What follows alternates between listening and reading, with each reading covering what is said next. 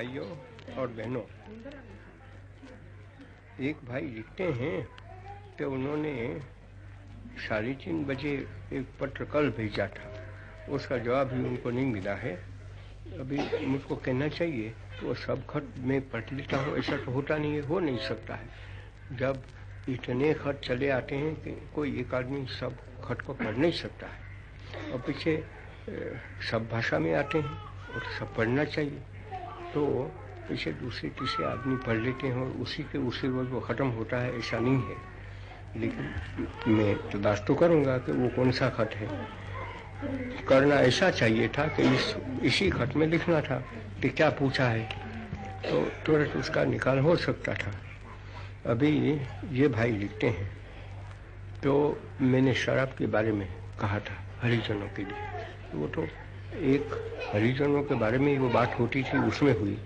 तो वो लिखते हैं कि क्या हरिजनों को शराब छोड़ना, और पीछे जो सोल्जर लोग पड़े हैं और बड़े बड़े अगवा लोग पड़े हैं और दूसरे भी ऐसे धनिक लोग पड़े हैं, उनको छोड़ने की जरूरत नहीं है क्या? सच्ची बात यह है कि ये प्रश्न करने के लायक नहीं है। अरे धनिक लोग न छोड़े, दूसरे न छोड़े, और कोई कानून भी न हो कि शराब बंदी हो गई है इसलिए कोई किसी को पीना वो धर्म थोड़ा हो जाता है। तो दूसरे पाप करें इसलिए हम भी पाप करें, ये तो बन नहीं सकता है। इसलिए वो तो पूछने जैसा ही था, लेकिन मुझको पूछते हैं तो मैं कहना चाहता हूँ कि मैं तो कहता हूँ कि जो इस तरह से शराब पीते हैं उनको तो छोड़ना ही चाहिए। उनके लिए कानून क्या चाहिए, वो तो समझदार है। हरिजन और दूसरे मजबूर लोग पड़े हैं, वो समझ नहीं सकते हैं, वो उनके पास दूसरी चीज़ें नहीं रहती है कि जिससे वो कुछ आराम की भी खोज में पड़ सकते हैं। तो पीछे वो शराब पीकर अपना दर्द है वो भूलना चाहते हैं, वो कंगालपन है तो भी भूलना चाहते हैं। इस तरह से वो तो उसके लिए तो कुछ भी सबब हो सकता है, लेकिन जो धनिक पड़े हैं, सोल्जर भी पड़े हैं, उसको पीने की जरूरत है, इस समय मैं शुरू नहीं करता हूँ। मैं कौन समझा सकता है? मैं को थोड़ा धनिक लोगों को इससे समझा सकता हूँ, या तो सोल्जरों को सोल्जर तो कहेंगे, सिवाय शराब के तो हम चल नहीं सकते हैं। तो मैं तो जब सोल्जर इस चीज़ को ही नहीं मानता हूँ तो मैं ये कहाँ से मानने वाला था। बाकी मैं जानता हूँ ऐसे मेरे दोस्त भी पड़े हैं कि जो शराब को छूटे ही नहीं है, अगरचे वो अंग्रेज की बात करता हूँ, और यहाँ तो हमारे यहाँ तो काफ़ी पड़े हैं कि जो शराब नहीं पीते हैं, लेकिन वो सोल्जर तो बनते हैं। सब सोल्जर पीते हैं ऐसा कुछ है ही नहीं, लेकिन अंग्रेजों में भी ऐसे पड़े हैं कि जो शराब नहीं पीते हैं, तो वो तो बड़ी बात नहीं है। वो ऐसी बात तो नहीं है कि मैं चाहता हूँ कि सब पिए लेकिन हरिजन न पिए। मैं तो कहता हूँ कि सबको छोड़ना चाहिए। हरिजन अगर समझ बूझकर छोड़ दे तो उसको दूसरी कोई दरकार ही नहीं रहती है। और जब कानून की बात करते हैं तो सबके लिए थोड़ा कानून ऐसा कहेगा कि धनिक लोग पी सकते हैं और हरिजन लोग नहीं पी सकते हैं, ऐसी बात नहीं हो सकती है। अभी दूसरे जो वो विद्यार्थियों के लिए मैंने कहा था, तो एक भाई लिखते हैं कि कांग्रेस के विद्यार्थी की हड़ताल की तो बात नहीं रहती है, ये तो कम्युनिस्ट लोगों की हड़ताल है, और कम्युनिस्ट में जो विद्यार्थियों में कम्युनिस्ट तो रहते हैं, उससे मुझको कोई वास्ता नहीं है। मैंने तो सब विद्यार्थियों के लिए कह दिया है। उसमें कांग्रेसी जो माने जाते हैं वो नहीं है तो बड़ी अच्छी बात है, वो धन्यवाद के लायक है। लेकिन कम्युनिस्ट हो गए तो वो तो हड़ताल कर सके, वो कोई अच्छी बात है ऐसा थोड़ा मैं कहने वाला था। और तो जैसे मैंने शराब के बारे में कहा, ऐसे ही इन लोगों के बारे में भी मैं कहूँगा कि उनको हड़ताल नहीं करनी चाहिए। और मुझको दर्द होता है कि कम्युनिस्ट भाई वो तो होशियार है, देश की सेवा करना चाहते हैं, लेकिन इस तरह से देश की सेवा नहीं हो सकती है।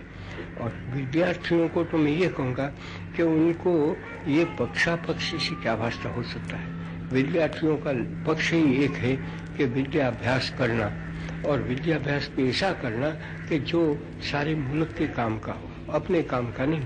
पेट भरने के लिए नहीं, पेट भरने के लिए विद्याभ्यास होता ही नहीं, लेकिन अपने काम का दूसरी तरह से हो सकता है। जैसे आज तक तो ऐसे ही चला, मुल्क का वो नहीं था, ऐसा मेरा दावा है। लेकिन अब तो हमारे हाथ में बागडोर आ गई है, तो विद्यार्थी हमको काफ़ी चाहिए, लेकिन वो विद्यार्थी सेवक होना चाहिए और वो विद्यार्थियों को विद्याभ्यास अच्छी तरह से करना चाहिए, उसको हजम करना चाहिए और उसका अमल करना, इसको विद्याभ्यास में तो कहूँगा। इसलिए मैं कहूँगा कि विद्यार्थियों के पास न कम्युनिज्म है, न सोशलिज्म है, न कांग्रेस है, न कुछ है। एक ही चीज़ उनके पास है कि विद्याभ्यास करना और जिस तरह से वो विद्याभ्यास को बढ़ा सकते हैं, अपना ज्ञान में वृद्धि कर सकते हैं, वो करना चाहिए। इसलिए मैं कहूँगा कि वो हड़ताल बिल्कुल निकम्मी वस्तु है, वो घातक वस्तु है, उनकी घातक है, देश के लिए घातक वस्तु है। अभी ये प्रश्न करते हैं, वो भी अच्छा प्रश्न है। वो भाई लिखते हैं कि वो तो अब तो जो बुरी वस्तु है उसका तो त्याग करवाना चाहते हैं, आप भी करते हैं और अच्छी है, वो ग्रहण करो। तो वो कहते हैं कि आप पाकिस्तान में जाकर क्यों नहीं ये काम करते हैं और पाकिस्तान में सत्याग्रह क्यों नहीं चलाते हैं, ऐसा मुझको कहते हैं। और यहाँ तो काफ़ी कह दिया, लेकिन वहाँ तो जाओ। तो ये सवाल का जवाब मैंने पहले ले लिया था, सत्याग्रह का नहीं दिया है। मैंने तो ये कहा कि मैं किस मुँह से जा सकता हूँ। अगर हम यहाँ पाकिस्तान की चाल चले, हम पूरी न चल सके, वो तो हम जानते नहीं हैं। अभी जानना शुरू कर दी तो ऐसे ही बन जाए। जब वो कुछ करते हैं उसको हम अच्छी माने कि वो करने लायक चीज़ है, तो पीछे उससे भी ज़्यादा आगे चले जाएं तो पीछे आप ही तो ये प्रश्न करने वाले ही कहेंगे कि ऐसा तो हम नहीं करना चाहते हैं, लेकिन वो कहते हैं तो उसका जवाब तो दें। ये जवाब देने की रीत नहीं है।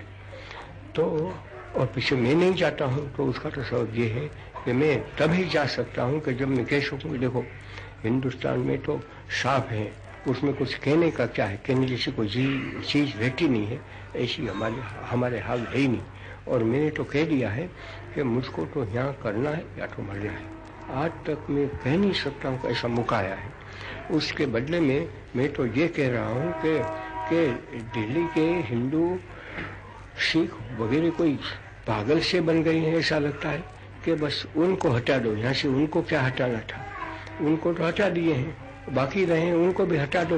ये कोई मिलती जुलती बात नहीं है। और ऐसी हालत में मेरा जाना फिजूल है। लेकिन सत्याग्रह तो मुझको जाने की क्या जरूरत है। जो कर सकते हैं वो तो आज करें। तब तो हम वहाँ पाकिस्तान में जितने हिंदू पड़े हैं, सिख पड़े हैं, वो सब सुख चैन से रह सकते हैं। लेकिन आज है ही नहीं। आज सत्याग्रह कहाँ रहा है, मैं तो किसी जगह पे देखता नहीं। तो अगर सत्याग्रह नहीं है तो अहिंसा भी नहीं है, और है ही नहीं। अहिंसा आज कौन मानता है, सब हिंसा मानते हैं। सब कहते हैं कि हमको लश्कर दे दो, मिलिट्री दे दो तो हम राजी हो सकते हैं, तब तो हम चैन से बैठ सकते हैं। अगर मिलिट्री हमको मत दो तो हम चैन से नहीं बैठ सकते। इसलिए हुआ है ऐसा आज कि ईश्वर के बदले में हमने मिलिट्री को ईश्वर का स्थान दे दिया है। ऐसे हम बन गए। इसका मतलब ये होगा कि हम हिंसा के पुजारी बन गए। तो हिंसा के पुजारी रहते हो, सत्याग्रह क्या चलाएंगे? सत्याग्रह चलावे तो सारी हमारे अखबार है उसकी शक्ल बदल जाएगी। आज तो हमारे अखबार भी तो काफ़ी गंदगी फैला रहे हैं और हम करोड़ों की तादाद में पड़े हैं। वो सत्याग्रह कुछ भी हमने चलाया तो आज तो भूल गए हैं। इसलिए मैं कहूँगा कि वो हमेशा वो तो चीज़ ऐसी है कि चलने जैसी चीज़ है, लेकिन चलाने वाले नहीं है। चलाने वाले का दिल बदल गया या तो मिट गए, तो पीछे कैसे वो चल सकता है? ये चीज़ है। और पीछे वो कहते हैं कि ये भी सही, लेकिन जब इतने हिंदू है और सिख है, वो वहाँ से पाकिस्तान से हटा दें उनको, तो उनके लिए जगह कहाँ रहेगी? अगर मुसलमान न चले जाए तो कम से कम जितने हिंदू और सिख पाकिस्तान से निकल गए, इतने तो कम से कम मुसलमान जाने चाहिए। तो मेरा ऐसा मानना है कि करीब इतने मुसलमान तो चले गए, इससे हमारा काम निपटता नहीं है। बाकी जो मुसलमान रहे हैं वो तो पड़े ही हैं यहाँ। पाकिस्तान खाली कर ले, बिल्कुल खाली तो नहीं हुआ है, लेकिन वो खाली करने की चेष्टा चल रही है, इसमें मुझको शक नहीं है। तो वहाँ से सब के सब हिंदू और सिख निकल जाएं, फिर भी यहाँ काफ़ी मुसलमानों की तादाद रह जाती है। इसलिए तो और इस वास्ते तो मौलाना साहब ने कॉन्फ्रेंस की लखनऊ में, और वहाँ कहते हैं कि कम से कम 70,000 लोग तो चले गए, तो काफ़ी तादाद में गए। इतनी बड़ी कॉन्फ्रेंस मुसलमानों की इस जमाना में तो नहीं हुई है, लेकिन इस वक्त हुई। तो वैसे उसकी तो भली बुरी बातें निकलती है, उसको मैं छोड़ना चाहता हूँ। लेकिन वो सब यहाँ जो मुसलमान पड़े हैं यूनियन में, उसके प्रतिनिधि कहें उनको, तो वो हैं, तो उनको क्या हम मार डालें कि या तो पाकिस्तान में हम भेज दें, और भेज दें तो किस वास्ते, हम कैसे हमें भेज सकते हैं? ये समझने लायक चीज़ पड़ी है। लेकिन इसमें तो आज तो मैं यही कहूँगा कि हमारे ऐसा कहना कि हम तो मुसलमानों को यहाँ से हटा देंगे, वो मुझको तो बड़ी लज्जास्पद बात लगती है, और मेरी ज़बान से तो वो निकलने वाली चीज़ नहीं है। उसमें कोई मैं बहादुरी नहीं पाता हूँ, उसमें मैं कोई प्रजा की बात नहीं चाहता हूँ। वो तो एक वाहियात बात हो जाती है, और वो तो कौमी बात बिल्कुल हिंदुस्तान में फैल गया, ऐसा हमारे कहना पड़ेगा। और ऐसा तो दुनिया में कहीं है, मैं जानता नहीं, और है तो भी मुझको कोई परवाह नहीं है। यहाँ तो हम दुनिया की सब बदियाँ हैं उसकी नकल थोड़ा करना चाहते हैं।